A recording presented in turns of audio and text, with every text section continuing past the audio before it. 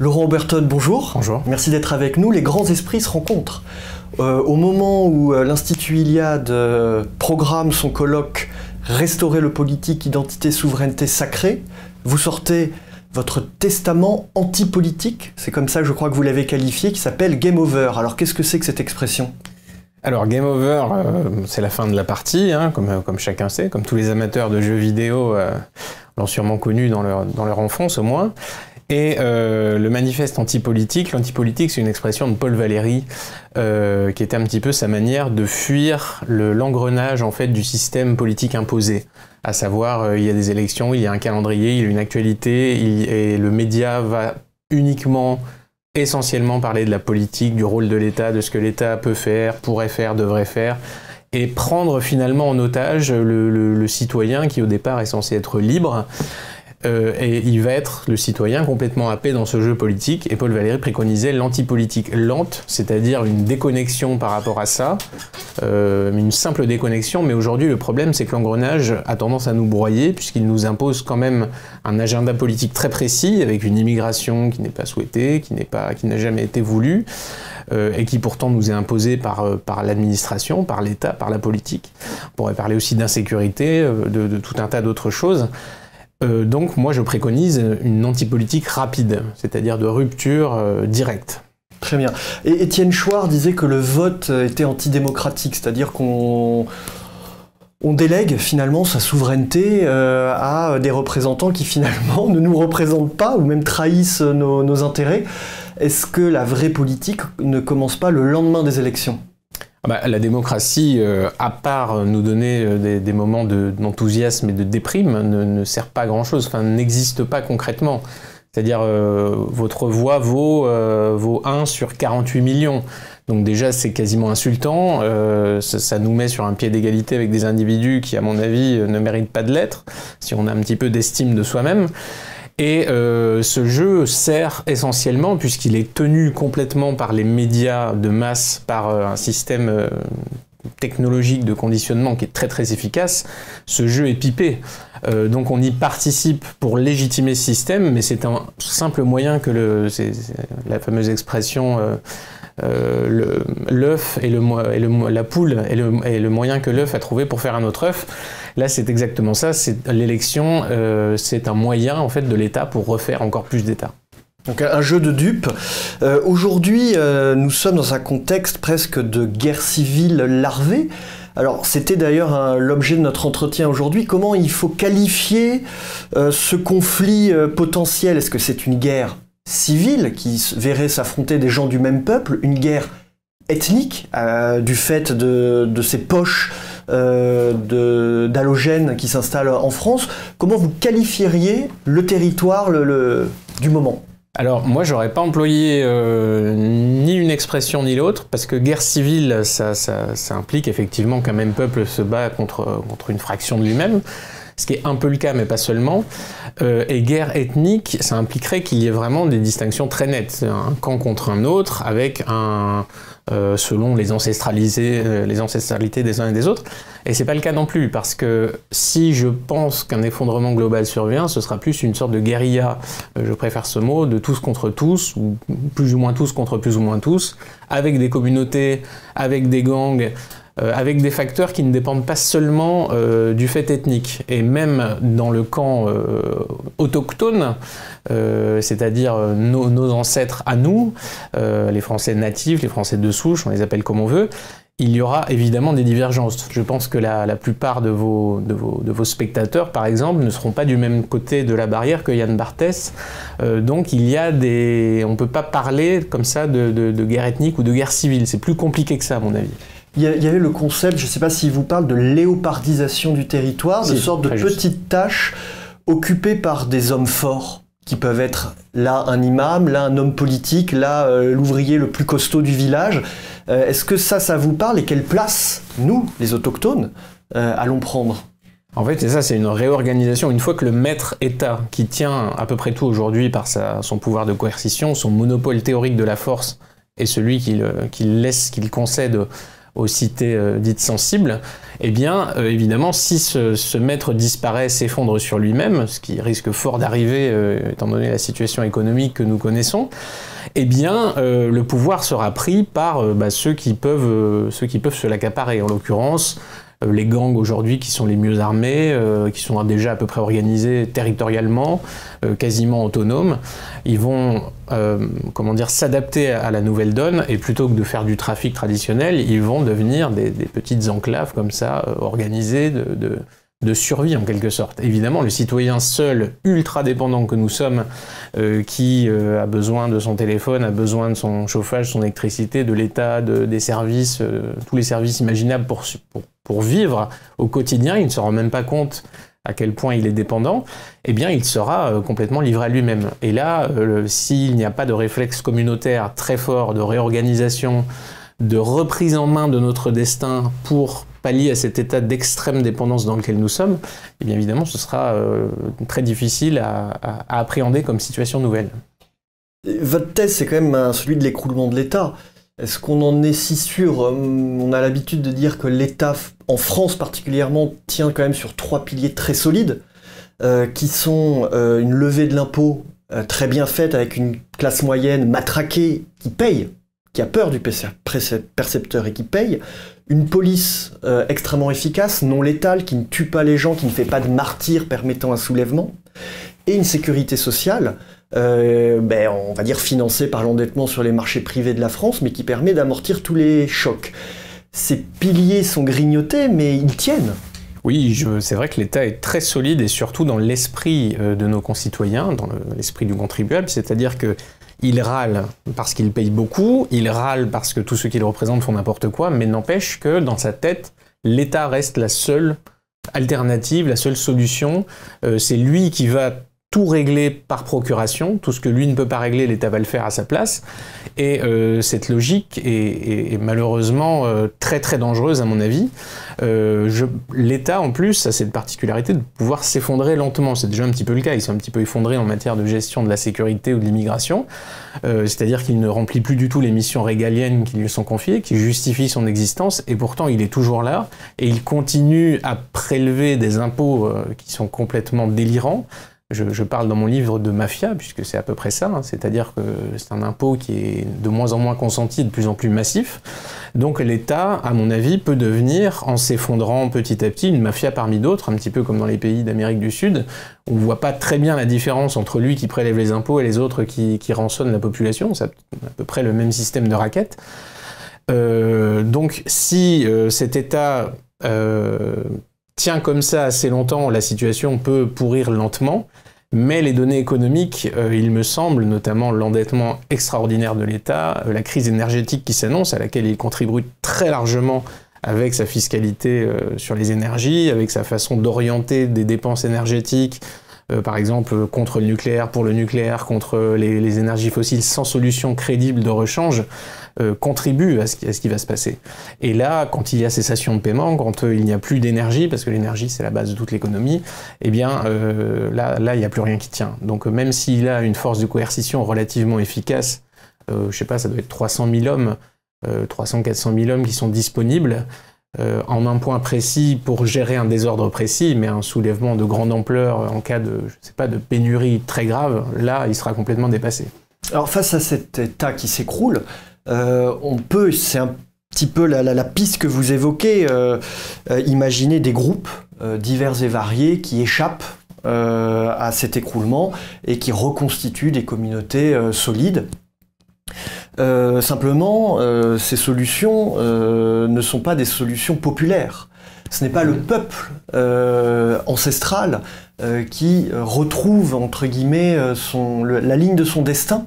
C'est plutôt une solution presque individualiste ou libertarienne ou communautariste. Est-ce que c'est pour vous la seule voie possible, ou est-ce qu'il est possible de réconcilier ethnos et polis, c'est-à-dire que le vieux peuple français, le vieux peuple européen retrouve son pouvoir sur la terre de ses ancêtres? Alors, je pense que très largement, s'il retrouve sa place et son sens de la responsabilité, et son indépendance, ce sera sous la contrainte. parce qu'il est dans une situation de confort qui est prolongée, qui a été fortement alimenté, il y a les médias qui le rassurent, qui lui parlent de l'État tout le temps, et lui, il est complètement déconnecté en fait de son rôle réel, justement, de transmetteur de flambeaux, etc. Et donc, à mon avis, il est dans l'expectative, il attend, il espère que ça va s'améliorer, il croit que les élections, un messie, un maître, un changement, on ne sait pas quoi, en tout cas pas lui, quelque chose va le sauver. Mais si ça n'arrive pas, je pense pas que majoritairement il va se prendre en main. Il va attendre de ne plus avoir le choix en fait, d'être confronté, voilà, de savoir là, ça va révéler si sa nature est devenue trop domestique ou non. S'il a encore une petite chance de se rétablir, on saura, et comme disait l'autre, Dieu reconnaîtra les siens, c'est un petit peu comme ça que ça risque de se passer. Mais effectivement, il y a aussi des individus qui sont déjà assez éveillés, qui réfléchissent beaucoup à ces sujets-là, qui réfléchissent à l'instauration de communautés autonomes, tout ça. En réalité, c'est un mouvement très marginal, qui est plus folklorique qu'autre chose la plupart du temps, et face à l'État central, le problème c'est que tant que cet État central est là, on sait très bien que dès qu'il y a des velléités indépendantistes d'une partie de son territoire, comme lui, il tire tous ses revenus et toute sa puissance de l'exploitation sans faille de l'intégralité de son territoire, eh bien il ne laissera rien passer. Donc il n'y aura pas de sécession avant l'heure, à mon avis. S'il y a sécession, c'est qu'il y a effondrement. Alors vous êtes avant tout journaliste, et donc depuis des années, vous chroniquez de façon extrêmement efficace et pertinente notre décadence à travers tous les exemples de la violence brutale de la société, à l'affaissement culturel des autochtones. Y a-t-il une forme d'espoir que vous pouvez imaginer retrouver, c'est-à-dire que comment peut-on retrouver un idéal, une spiritualité qui sont parmi les ressorts sur lesquels il faut tirer pour combattre ce nihilisme ambiant? Je pense que la réponse est en nous, en chacun d'entre nous. À mon avis, il faut cesser de poser les questions, il faut nous-mêmes apporter les réponses. C'est un petit peu la clé, parce qu'on se pose énormément de questions. Que faire? Qu'est-ce qu'on pourrait faire? Qu'est-ce qui nous arrive? Et ça va être à nous maintenant de mettre les mains dans le cambouis, en quelque sorte. C'est vraiment ce que je préconise, c'est que si la situation est si grave qu'on le dit, on n'en fait pas assez. Moi-même, je me reproche de ne pas en faire assez. J'écris des livres très bien, mais je pourrais faire sûrement plus, en écrire plus, réveiller plus les consciences. Et eh bien, ça n'arrive pas. Pourquoi? Parce que je suis moi aussi sûrement pris dans cette frénésie domestique, dans la consommation, dans la vie de monsieur tout le monde, dans les choix de carrière, les obligations, et je suis ce mouvement vertigineux. Donc il faut qu'on se pose tous la question, comment faire, comment mettre une barrière, sortir de là, devenir un petit peu le rocher qui reste dans le courant et qui va agréger peut-être autour de lui, qui va montrer l'exemple, qui va appeler à la réflexion. Moi c'est ce que j'espère à travers mes livres, c'est que certains vont les lire et vont avoir des sortes de révélations et vont eux-mêmes ensuite apporter d'autres pierres de plus en plus importantes, et qu'ainsi on va parvenir à changer, à modifier le cours de notre destin qui semble très mal engagé pour l'instant. Je vais revenir très rapidement sur ce que vous avez évoqué, ces groupes un peu forts qui vont se mettre en place dans le cadre de cette léopardisation du territoire. Vous qui êtes journaliste, qui avez identifié justement ces différents groupes, est-ce qu'il y en a qui sortent du lot, déjà préparés, plus déterminés en fonction de leur ethnie, de leur religion? Est-ce que déjà il y en a qui sortent du lot et qui finalement vont presque remporter la mise dès le début? Alors, il y a déjà les groupes criminels habituels qui sont, effectivement, certains d'entre eux sont très organisés, sont hiérarchiquement assez infaillibles. De toute façon, la hiérarchie, s'il y a un problème, s'il manque une tête, si un chef tombe, il est remplacé. Donc ces groupes-là ont beaucoup d'avance pour s'adapter à un monde comme ça, un monde de chaos, la loi du plus fort. Alors que le citoyen moyen, lui, ça va être beaucoup plus compliqué. Évidemment, il aura quelques coups d'avance s'il est dans une campagne, s'il connaît bien ses voisins, s'il a des armes à la maison, etc. Après, c'est tout un tas de facteurs comme ça.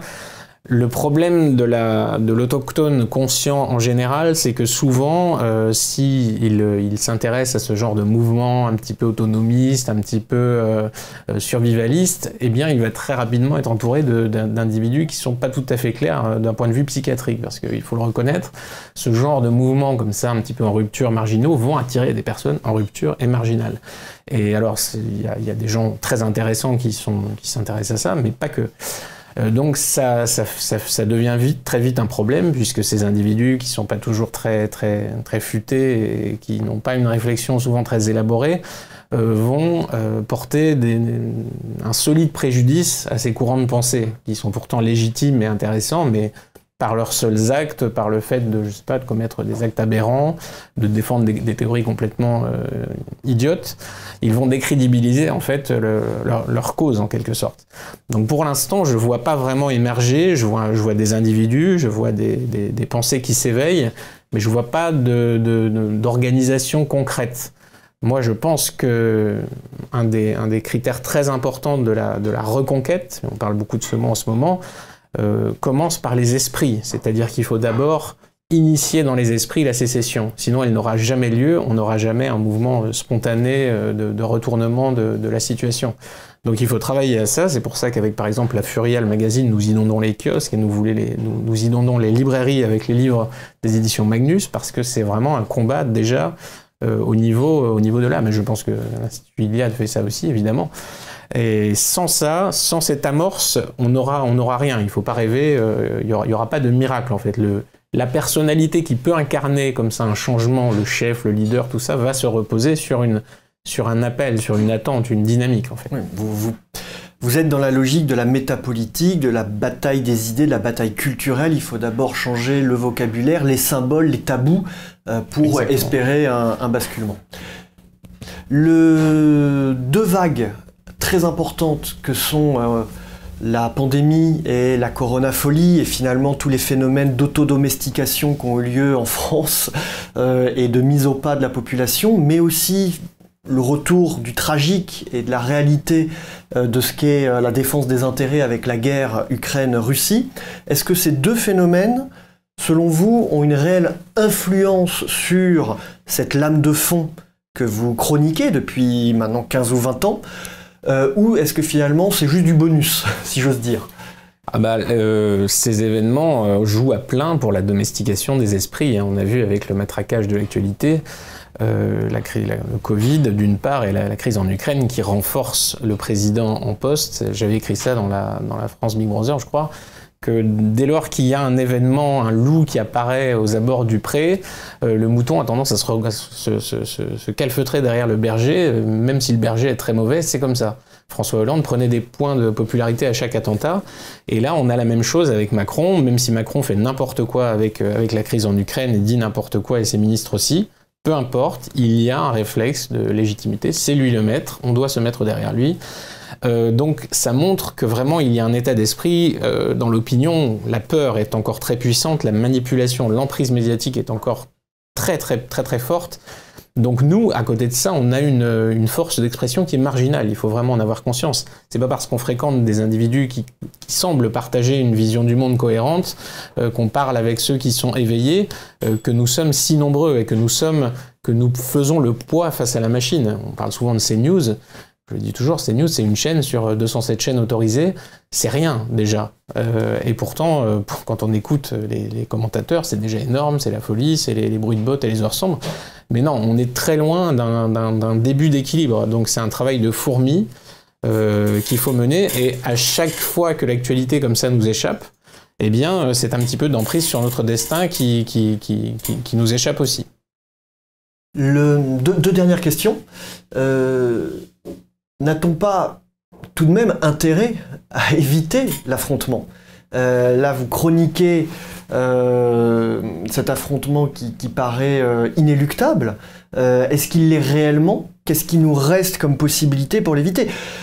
La guerre, et qu'elle soit civile ou extérieure, permet à des peuples, à des hommes de se révéler finalement dans le meilleur de leur être, mais on sait aussi le drame que ça représente. Alors, a-t-on intérêt à empêcher cette guerre civile, ethnique larvée, ou est-ce trop tard et il faut résolument croire qu'elle va arriver, s'y préparer? C'est-à-dire que si un conflit a lieu, en tout cas, si le conflit n'a pas lieu, c'est que ce qui a été fait, justement, permet de continuer à aggraver la situation. C'est-à-dire que si cette situation tient, c'est qu'elle est en train de pourrir, et nous avec.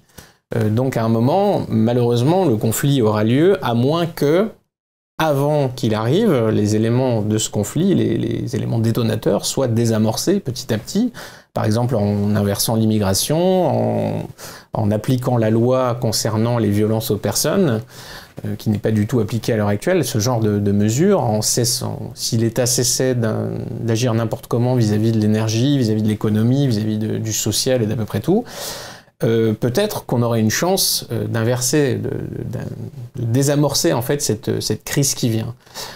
Évidemment, pour la foule, pour moi-même, pour les gens en général, c'est pas une chance. Enfin, personne n'est prêt à ça. Les masses ne sont jamais prêtes à rien. Et on ne sait pas du tout comment on va réagir dans ce cas de figure. Peut-être qu'on va se révéler et qu'on sera peut-être bien plus apte qu'on ne l'imagine à faire face. Puisque souvent, on voit le loup plus grand qu'il n'est, hein, c'est la fameuse expression. Et en réalité, face à l'obstacle, on se trouve des ressources insoupçonnées et justement la situation peut être établie. Mais moi je ne le souhaite pas parce que je ne sais pas comment ça va se passer. Donc je me dis simplement, ce serait peut-être plus malin d'arrêter l'hécatombe avant qu'elle ait lieu, plutôt que de réagir à chaud sur le tas. C'est pour ça d'ailleurs, c'est un petit peu le sens de mon travail et de mes livres, et d'alerter, de lancer l'alerte, hein, comme on dit souvent. Il y a aujourd'hui des dizaines d'auditeurs formés par l'Institut Iliade qui vous regardent sur ce grand écran installé donc dans l'amphithéâtre de la Maison de la Chimie. Est-ce que vous savez le parcours qu'ils ont suivi, parce que je sais que vous connaissez nos cycles de formation. Est-ce que vous auriez un message qui leur est dédié, eux qui ont fait cette démarche de suivre cette formation intellectuelle, mais aussi cette école de la tenue? Est-ce que vous avez un message pour eux? Je pense qu'il est très important de continuer à nourrir son esprit critique au quotidien, à remettre en cause ne pas avoir de certitudes trop faciles, à interroger ses dogmes constamment, ne pas, sous prétexte de combattre le mensonge officiel, partir dans d'autres mensonges, qui restent des mensonges même s'ils ne sont pas officiels, c'est important, et de vraiment s'armer mentalement, se dire que l'obstacle, effectivement, est grand et fait peur, mais justement, c'est l'inverse de ce qu'il faut faire. Il ne faut pas fuir, il ne faut pas l'éviter, il faut rentrer dedans, il faut se dire on va l'affronter, il ne faut plus avoir peur de la confrontation, qui est encore une de nos maladies domestiques. Et c'est pour ça que la plupart des citoyens, que je qualifie d'éveillés, sont encore noyés dans la masse, parce que quand vient le repas de famille, quand viennent les sujets difficiles aux réunions entre amis ou au bureau, etc., on a encore tendance, sur les sujets dits sensibles, en tout cas qui ont été sensibilisés par les médias de masse, à retenir les coups, à prendre des positions consensuelles, et finalement à faire comme tout le monde, c'est-à-dire à mettre un genou à terre, et à refuser d'affirmer la nécessité simplement de nous faire entendre, de faire entendre notre voix, notre liberté, de nous affirmer, de nous accomplir finalement. Et si on ne fait pas ça, si on refuse cet accomplissement, on n'est carrément pas digne de cette civilisation que nous défendons. Très bien. Alors pour finir, un petit mot, on profite de vous avoir d'actualité. La Furia, Game Over, les éditions Magnus, un petit mot pour nous présenter votre actualité éditoriale. Alors, La Furia a été lancée en fin d'année dernière, sur un principe d'abonnement. On voulait avoir un certain nombre d'abonnés pour pouvoir lancer une revue. On l'a obtenu, donc il y a des individus qui sont prêts à soutenir les initiatives comme ça. Il y a une demande très forte. C'est un grand succès dans les kiosques et dans les librairies, cette revue. Un besoin d'ouvrir, de changer un peu de disque et d'avoir de l'air frais.